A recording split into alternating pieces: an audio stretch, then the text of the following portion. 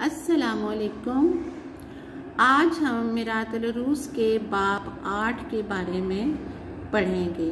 पिछले बाब में अकबरी का अलग घर ले लेना, अलग घर को जिस तरह उसने बेहुनरी के साथ तहोबाला कर दिया और आखिरकार उसके बर्तन भी चोरी हो गए। तो आज के बाब में अकबरी क्या गुल खिलाती है।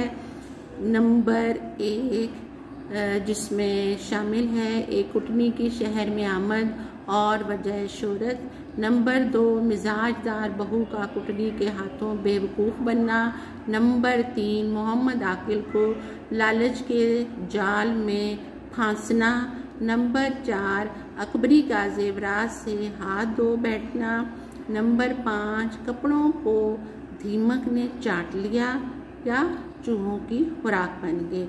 नंबर 6 मिजाज की इस्लाह और तरबियत बहुत ज़रूरी है, जो इस बाब 8 में शामिल थी कि एक कुटनी का अकबर को ठगना, ये इसके अहम निकात थे। अगले बाब में क्या होता है और किसके किरदार के बारे में बताया जाएगा। तब तक के लिए इजाज़त दीजिए।